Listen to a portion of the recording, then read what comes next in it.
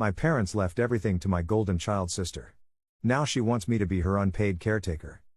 I, 34F, have always had a complicated relationship with my family, especially my older sister, Emma, 37F. Growing up, Emma was the quintessential golden child, straight A's, popular, athletic, and seemingly perfect in every way. I, on the other hand, was the black sheep. I struggled with undiagnosed ADHD, had trouble in school, and never quite fit in with my peers. Our parents, particularly our mother, made it clear that Emma was their pride and joy while I was a constant source of disappointment. Despite the favoritism, I tried my best to maintain a relationship with my family. I went to therapy, worked on myself, and even managed to build a decent life for myself. I have a stable job as a graphic designer, a small but cozy apartment, and a wonderful partner, Alex. It's not much compared to Emma's high-powered corporate career and mansion in the suburbs, but I'm content. Our parents passed away last year, Dad from a heart attack and Mom from cancer just a few months later. It was a difficult time for both Emma and me, and I hoped that maybe, just maybe, we could find some common ground in our grief. But then came the reading of the will, and any illusions I had about family reconciliation were shattered. They left everything to Emma. The house, the savings, the family heirlooms, all of it. I wasn't even mentioned in the will except for a brief note saying they were sure Emma would take care of me if I ever needed it. I was hurt, but not surprised. It was just one final reminder of where I stood in the family hierarchy. I tried to move on with my life, focusing on my work and my relationship with Alex. Emma and I barely spoke for months, which was fine by me. But then, about 2 weeks ago, I received a call that would turn my world upside down. It was Emma, and she was crying. Between sobs, she explained that she had been diagnosed with a rare and aggressive form of cancer. The prognosis wasn't good, and she needed extensive treatment. She was scared, alone, her husband had left her last year, and needed help.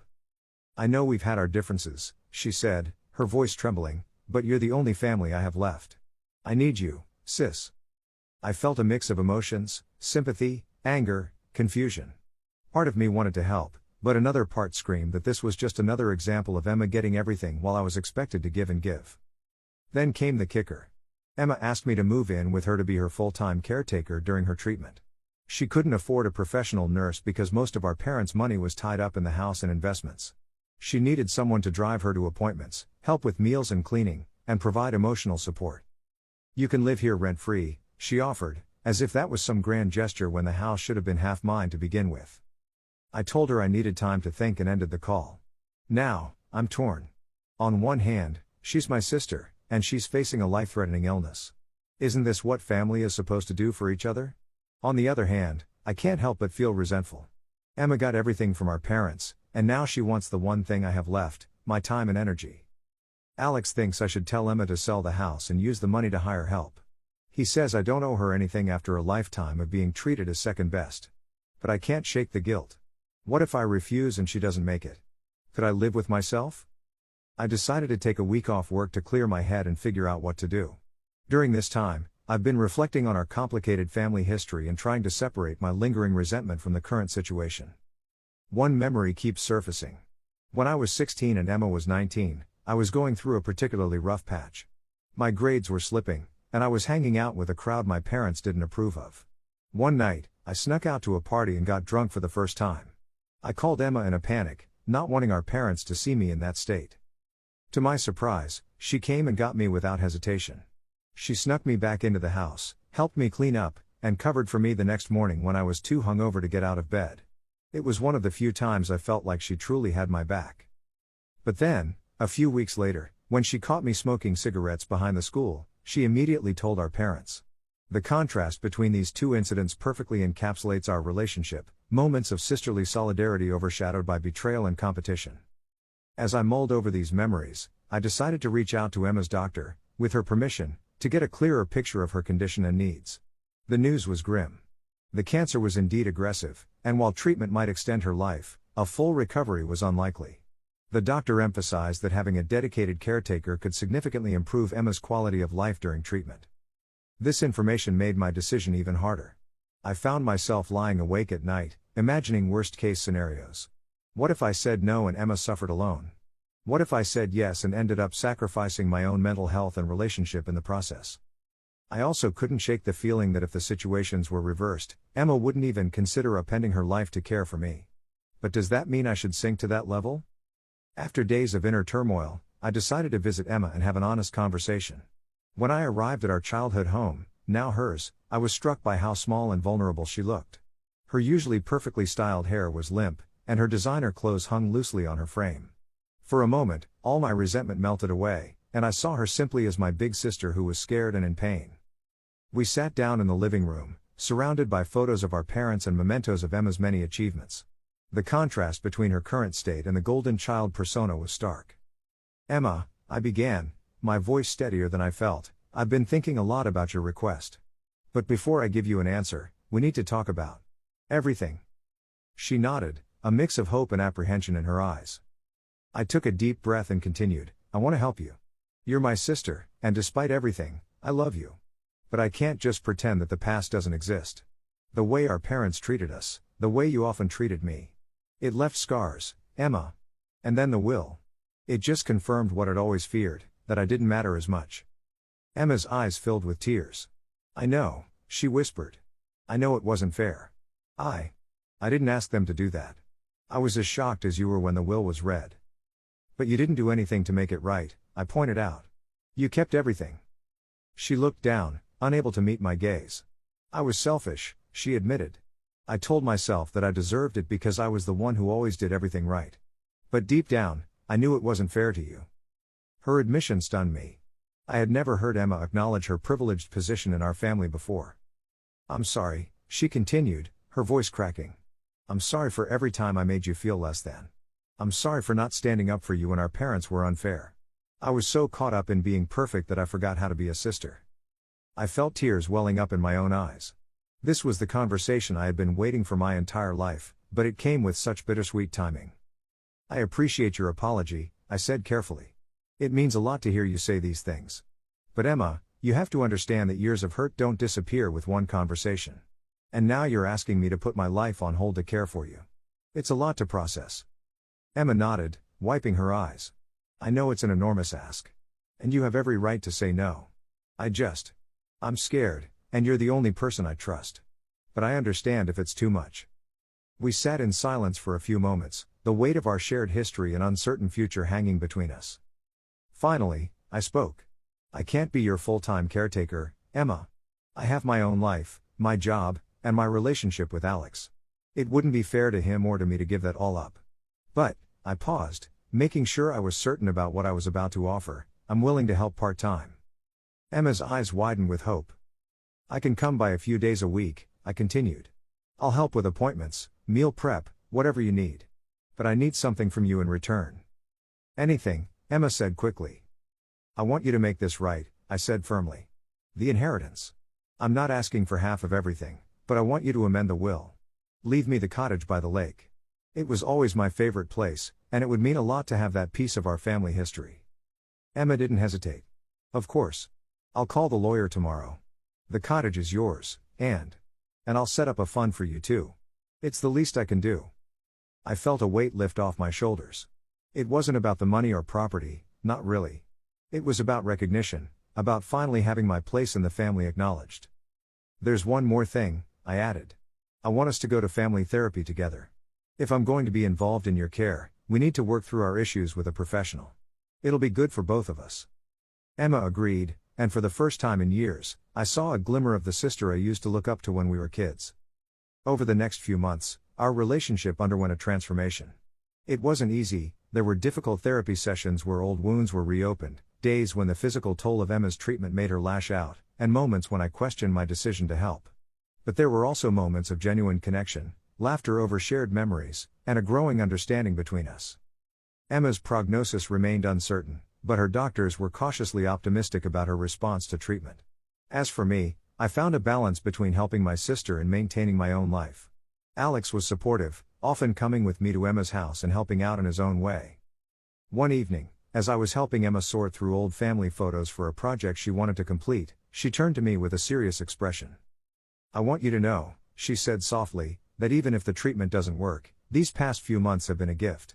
Getting to know you, the real you, and having a chance to try to make amends.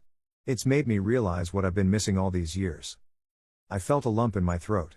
I feel the same way, I admitted. I just wish it hadn't taken all this for us to get here. Emma smiled sadly. Me too. But I'm grateful we got here at all. As I left her house that night, I reflected on the twists and turns that had led us to this point.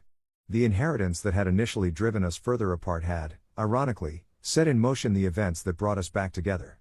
It wasn't a fairy tale ending. Emma's health was still precarious, and we were still working through years of complex emotions. But it was a new beginning, a chance to rewrite our story as sisters. I don't know what the future holds for Emma's health or our relationship. But I do know that whatever happens, we'll face it together, not as the golden child and the black sheep, but as sisters, equals at last. Edit. Wow, I didn't expect this post to blow up like it did. Thank you all for your kind words, advice, and shared experiences.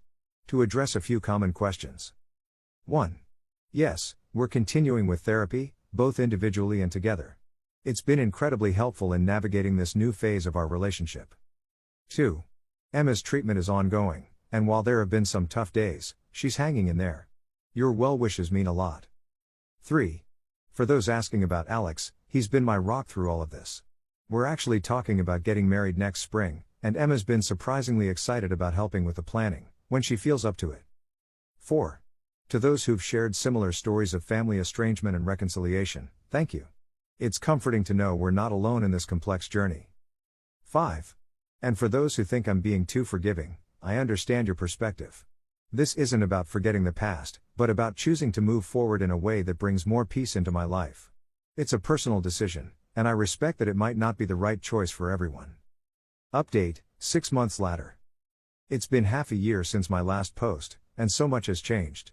I wanted to give you all an update because your support and advice meant the world to me during that difficult time. First, the most important news, Emma's responding well to her treatment. It's not a cure, but her doctors are optimistic about managing the cancer long term. There have been some rough patches, a particularly bad round of chemo that left her hospitalized for a week, and a scary infection that had us all on edge.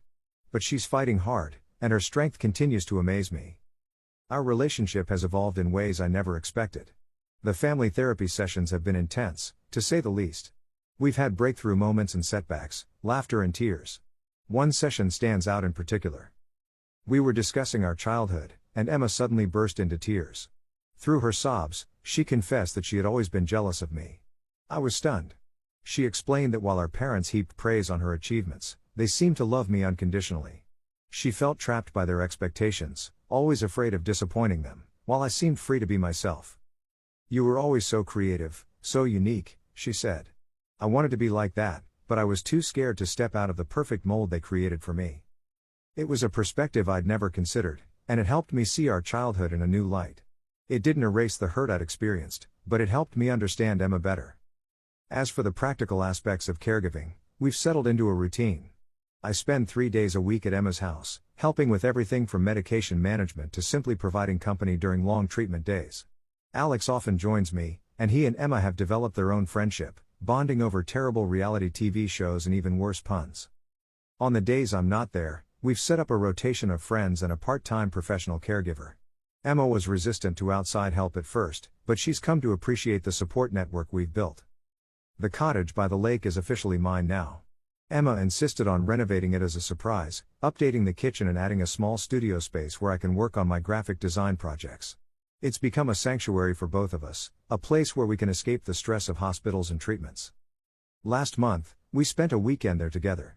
One evening, as we sat on the dock watching the sunset, Emma turned to me with a serious expression.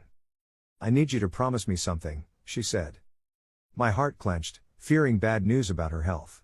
What is it? I asked.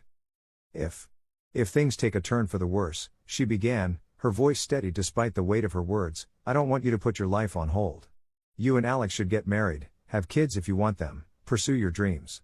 I need to know that you'll keep living, really living, no matter what happens to me. I felt tears welling up. Don't talk like that. You're going to be fine. She squeezed my hand. I hope so. I'm fighting like hell to stick around and be the cool aunt to your kids. But just in case. I need to know you'll be okay. We hugged for a long time after that, the sound of lapping waves a gentle backdrop to our sniffles. That conversation sparked a change in both of us. We started talking more openly about the future, both the hopes and the fears. Emma began journaling, writing letters to future nieces and nephews, just in case. I started taking more risks with my graphic design work, inspired by Emma's reminder that life is short.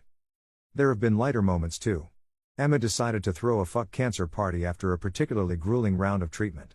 She invited friends, family, and even some of her medical team. The highlight was a piñata shaped like a tumor that we all took turns whacking. Seeing my usually prim and proper sister cursing and swinging a bat with wild abandon is an image I'll cherish forever. Our parents have been a topic of much discussion in therapy. We've both had to confront some hard truths about their parenting and the lasting impact it had on us. There's been anger, grief, and eventually, a kind of acceptance. We can't change the past, but we're learning to parent ourselves and each other in the ways we always needed. Emma's ex-husband reached out a few months ago, having heard about her illness. She was conflicted about letting him back into her life, even as a friend. We spent hours talking it through, and eventually, she decided to meet him for coffee. It went okay. Not terrible, not great. They're not rekindling anything romantic, but they're working on building a friendship. It's complicated, but I'm proud of Emma for handling it with grace. As for me and Alex, wedding plans are in full swing. We're keeping it small, a ceremony by the lake next spring. Emma has thrown herself into helping plan, when she has the energy. Sometimes I worry she's using it as a distraction from her health issues, but our therapist says it's good for her to have a positive project to focus on. There are still hard days. Days when the unfairness of it all hits me like a tidal wave.